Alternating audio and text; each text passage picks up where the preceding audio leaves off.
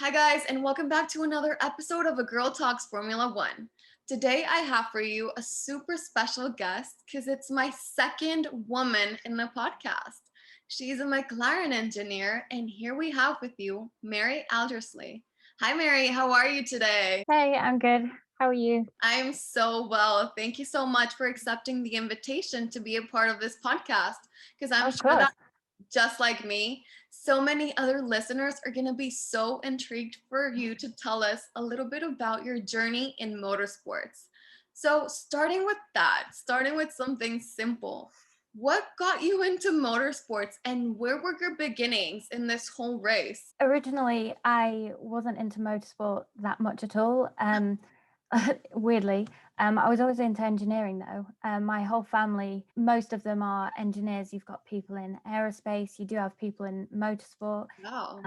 Yeah, we have a lot of different engineers in the family. So I always knew I wanted to do that when I went to university. However, I didn't really quite know what I wanted to do, and I did a thing called a foundation degree, and that's kind of a year before your bachelor's degree. And from there, I got to choose kind of where I wanted to go, whether it was automotive, motorsport, da, da, da. And at university, I joined what's called a former student team. And from there, I just fell in love with motorsport and I could not see myself doing anything else. And after that, I did 4 consecutive years with this former student team and then had to apply into Formula One. And I was lucky enough to be accepted at McLaren. Oh, well, congratulations to you. Because it is your first, well, it's going to be your second year in McLaren now, right? Yes, yeah. Been there for a year and a half now.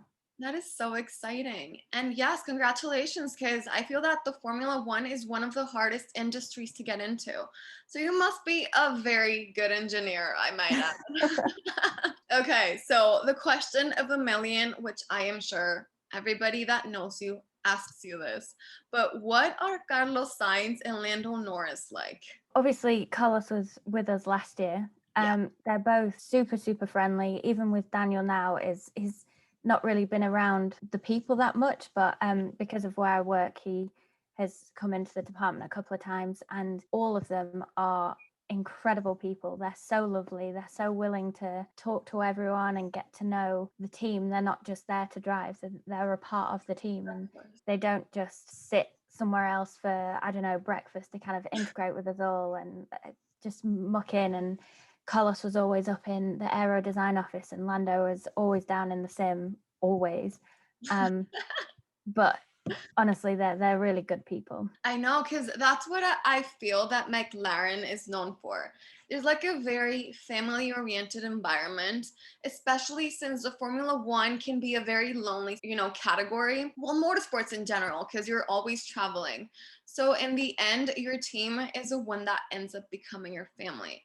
And I was precisely talking about this on one of the episodes that I uploaded on my YouTube channel, that McLaren is that, precisely that, very family oriented. And I feel that the whole team, but also the team principal, has to do a lot with that. I feel Zach Brown is also super friendly, is he not? Oh yeah, for sure. Like Zach Brown and Andrea Seidel, they're always seen kind of coming around to talk Yeah. to you, and they don't just talk to the top of the tree. They kind of they speak to everyone and kind of are interested in what you're doing. And yeah, they're all so incredible. I think in the past McLaren has had a bit of a bad reputation for how it was treating its employees and things like that. Not in a bad way, but I think it was very strict rules, very very strict working. And when Andreas Seidel came in, and I'm very lucky to have only seen this bit, he's changed it massively. The stories that I hear of how it used to be, you can't have a mug on your desk.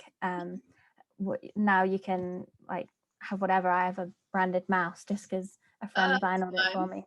It's things like that. Yeah, the atmosphere has changed a lot, and I'm very happy to be a part of it and glad to have kind of joined when I have. I think I'm very, very lucky.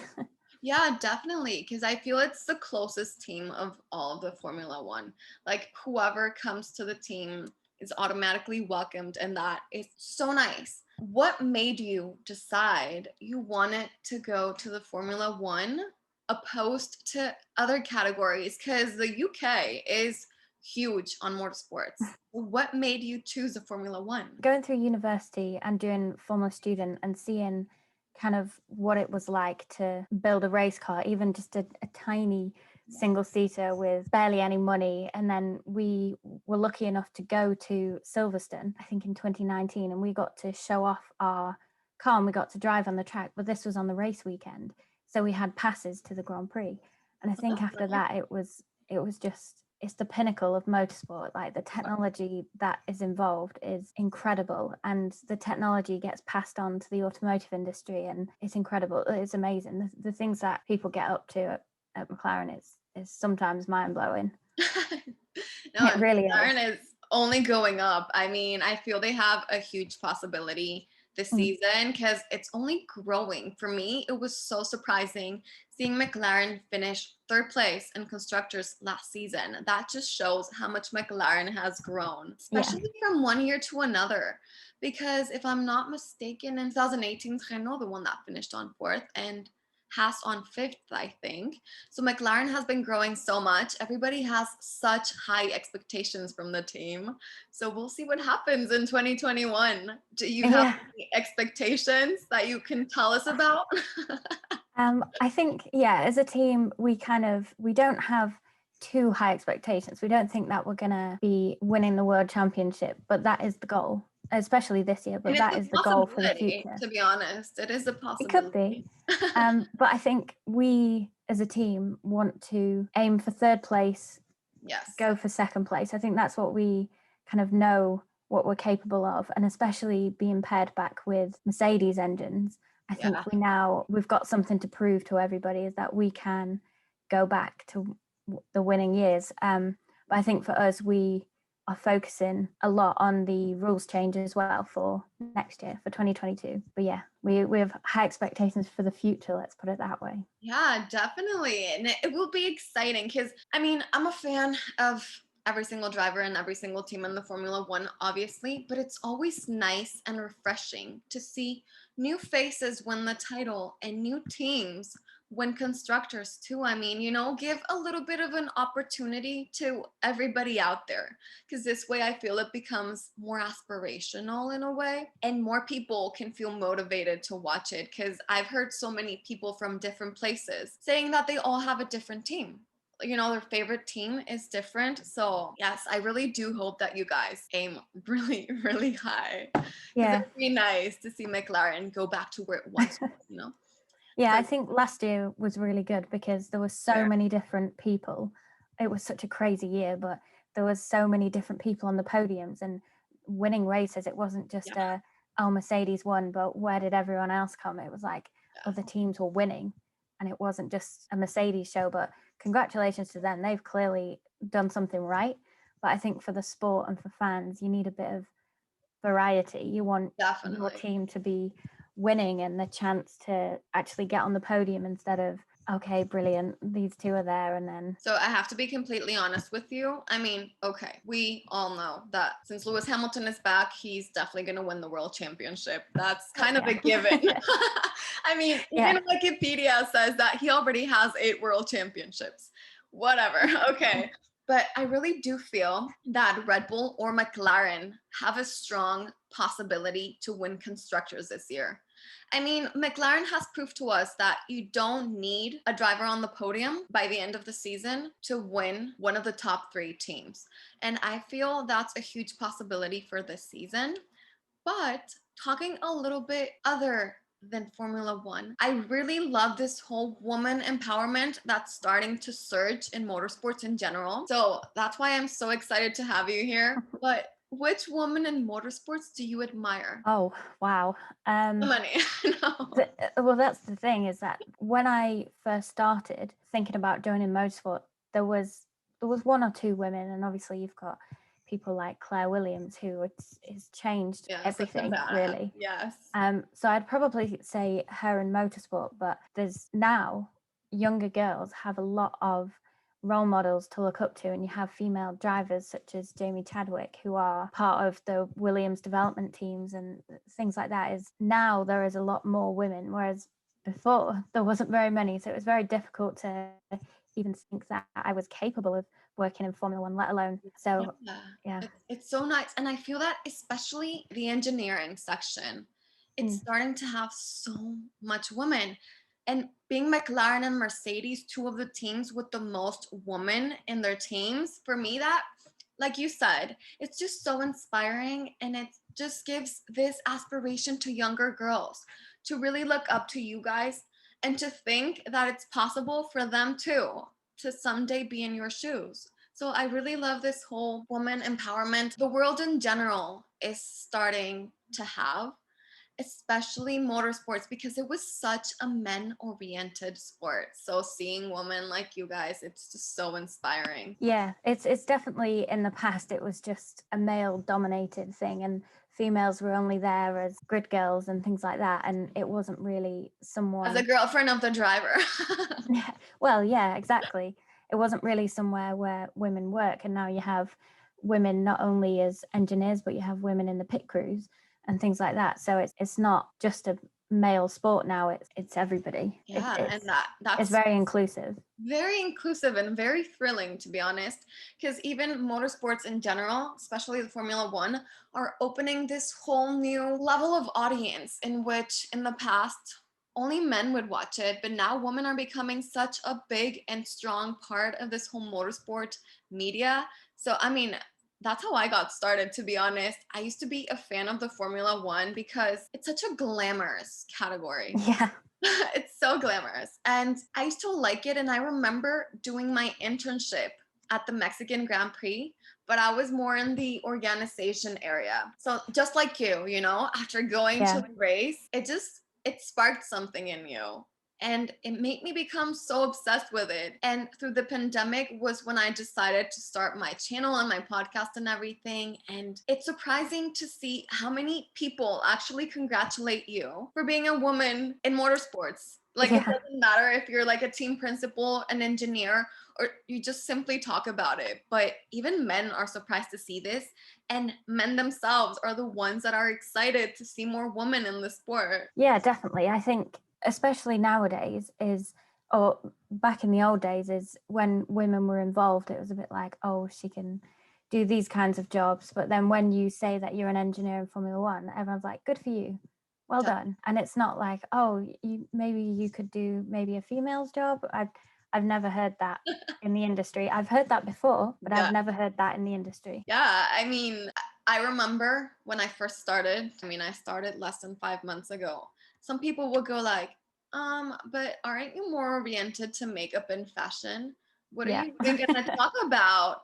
And I'm like, precisely, that's what I want to prove to people, that you can be into makeup and fashion, but you can still like motorsports in general. I mean, because that's the thing. You don't have to be soft or tough. You don't have to be feminine or masculine. You don't have to be, smart or rebellious. We live in a world in which you can be everything and nothing at the same time. Exactly. Yeah. I think it all comes down to, if you're passionate about doing it, Yeah. then you'll get there. If you are driven to do whatever you want, whatever the career may be, whether it be engineering or a doctor or a nurse, or working as a mechanic in a garage or a hairdressing salon, beauty salon, things like that, is as long as you are driven to do it, you can achieve it. Definitely. Yeah. Because cooking is supposed to be a female task, supposedly. The tech world is thrived by men. So that's kind of ironic. It's supposed to be a female task, but the best cooks in the world are men. So yeah, that's pretty exciting too. Okay, so my previous guest, Benji Chalu, has kind of a spicy question for you. Normalmente vemos todo lo que pasa en la Fórmula 1 o vemos todo lo que las cámaras nos permiten ver. En el backstage, en la parte de ingeniería y desarrollo, ¿qué es lo más difícil que se maneja en un equipo de Fórmula 1? Let me translate it for you. So we normally see what the cameras want to show us of the Formula One. But backstage, what is the toughest job in engineering and development? I told you it was a deep question. That's probably the hardest question of the whole interview.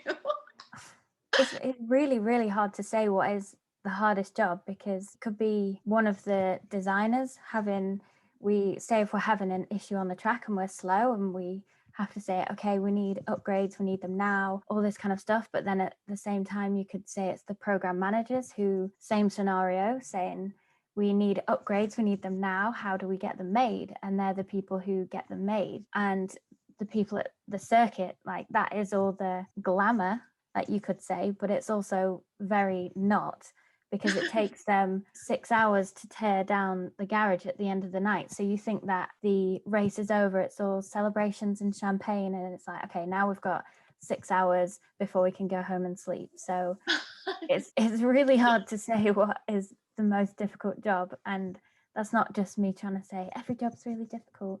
It's all It really is. Yeah, and if you think about it, there's not actually that many people. Well, I guess compared to the old days, there's a lot of people, but there's about 800 people in the factory, and that sounds like a lot to just race a Formula One car, but it's really Not enough.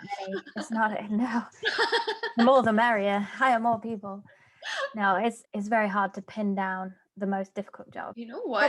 Probably Andreas Seidel as the team principal. Yeah. He's probably got it quite hard. Now that you're saying all of this, I'm really intrigued to know, how do they get the Formula One cars in the pits? Because they're so heavy. Do they use like a toll or something? What do you mean, get them into the actual garages?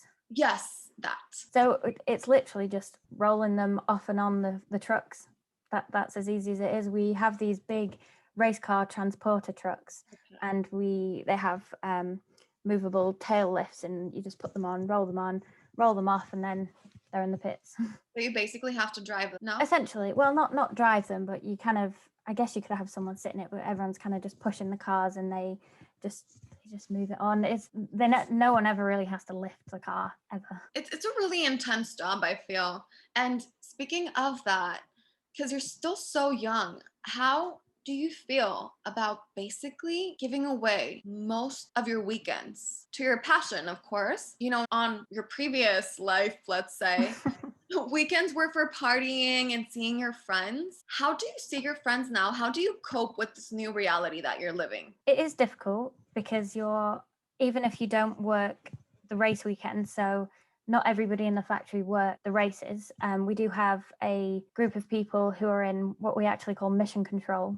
Okay. Back at the factory. Then you have the race team who fly all around the world, and their life is tough, and I don't think that's something that they do for their whole life. I think it's very difficult to do that, especially with having families and things like that. You can have a life. I think for me, most of my friends are in Formula One, so we all kind of that's nice. Sympathize with each other. Yeah, going to university and studying motorsport, the goal was Formula One. And all my friends were from Formula Student, and the university that I'm from, which is Oxford Brookes University, they put a lot of people in Formula One. That's nice. I know at least 2 people in every team.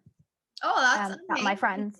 And some of them are like people, you see them on the grid, you see them having interviews and all this kind of stuff, but they're just my friends, but we all kind of sympathize for each other. So when I'm busy, they're busy. When I'm free, they're free. So I think it's and you can also see each other at the So well, it's easier in a way for you. Yeah, because that was always thinking, like, how do the drivers, the engineers, and everybody, they're basically giving their weekends away. Yeah, I think the race team have it harder. They have to, especially now with all the quarantining rules, with all the countries they go to. So they won't see their families for weeks on end. So they've got it really, really tough. So when people say, oh, but you get to fly around the world, it's like, yeah, but you're away from your family. So those guys I have massive respect for. So definitely. And did the whole pandemic change a lot your way, like your working schedule or your way of working, or for you it was pretty much the same? Absolutely not. When it first happened, obviously going back, I guess a year ago now, McLaren was the team that had a positive test at Australia, and we pulled out of the race in Australia. And then from that, obviously it was cancelled and the season was cancelled, and the whole factory, or all of the factories, we went into shutdown. So whereas we would normally have shutdown in August, we put everyone on shutdown in March, April. Right. And then from that, we actually started making life support machines. So I was lucky enough to be on the build team at McLaren for the ventilators. So we went from making race cars one week, couple weeks later we were making life support machines. So it was Like, it was tough. It was really, really hard. Change. It was insane. And when we were allowed to go back to work and we got told that the season was going to be back on, but it was going to be triple header after triple header, it was very difficult. I was lucky enough to be in the factory, whereas the designers, the program managers, anyone who could work from home was working from home. So if you go into the factory now, it's completely dead. Just the production who are there working, but everywhere is very safe. Everywhere's masks, different shifts to like reduce the amount of people you come into contact with. Yeah, it's a very different workplace to what it was. So it's drastically changed. Yeah, so it's still that way. Like, yeah, a lot of people are still working from home up to nowadays. Yeah. See, that's the kind of things that we don't see from the Formula One. Yeah, I think that's the, I guess, the unglamorous side of Formula One. And especially during this, we don't want to publicize everything Of course. that goes on behind the scenes, but it's just people, especially over car build, people are sleep deprived and people are tired, but you kind of have to do this new way of working because it's the safest. Definitely. So, yeah. And I mean, in a way, it was worth it. I mean, McLaren ended up third, and yeah, we did not expect that. That was not on the cards. We were hoping to keep fourth place, maybe contend for a few podiums, but when the first race hit and we had Lando's podium, we were all like, I know. Everybody was pretty shocked. yeah. I mean, in a good way, of course.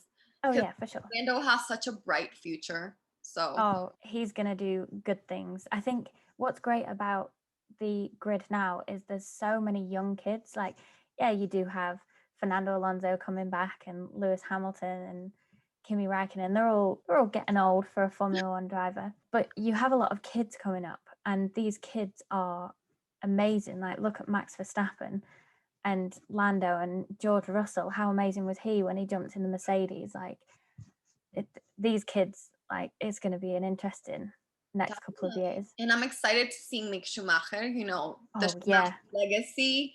I think everyone is, yeah. Up, that poor kid, because there's going to be so much expectation from him this season, but either this year or another year, we're all sure he's going to exceed everybody's expectations. So I'm crossing my fingers that it's as exciting, if not more, than 2020. Because like you said, there's so many new young drivers coming to the Formula One. So it's going to be pretty epic. I hope so, yeah. It should be good. Keep it interesting. I know in a few years past, Formula One's not exactly been the most exciting. It's always been very, where everybody's going to be. But I think after last year, shaking things up a bit and the new rules change coming in 2022, who knows what's going to happen? You can have Williams at the front, Mercedes at the back. Like, who knows? The last rules change, we didn't do very well and we ended up at the back, but we're climbing our way forward. Of course. So Mary, it was so nice talking to you. You had so many interesting things to say, and you legit opened my mind and so many things that I did not know. And I hope you did the same to other listeners, because we only see the pretty things from the Formula One. So knowing a little bit of all that hard work that goes backstage can really make you much more conscientious, because people are so quick to judge, like, oh, this car isn't good enough, this livery wasn't pretty enough, this blah blah blah. But even the ugly stuff, and I quote, it has like a lot of hard work behind it. So the learning lesson of today is never to judge, because you never know all the work that is going backstage. So yes, Mary, thank you so much for being an amazing guest on this podcast. And thank you for having me. It was a pleasure. And I wish you the best of success. And from today on, you're only going to grow. And thank you for keeping up woman high in motorsport. Thank you very much. It was, I'm always very nervous to be behind a camera, but when people say you can help, I guess, inspire people and help change their minds as if they want to be an engineer or things like that, then I'll do it. And I'm all nervous and sweaty and everything, but you know, it's always worth it, even if it's just one person. It's just like, oh, I didn't realize that, and then that's all that matters to me. Well, you inspired me, and I'm sure you're gonna inspire so many other people. And you sounded like an absolute pro, so you're a good actress too. Yeah, thank you. Thank you guys also for coming to the end of the interview, and see you again in 2 weeks on another episode of A Girl Talks Formula One. See you. Bye, guys.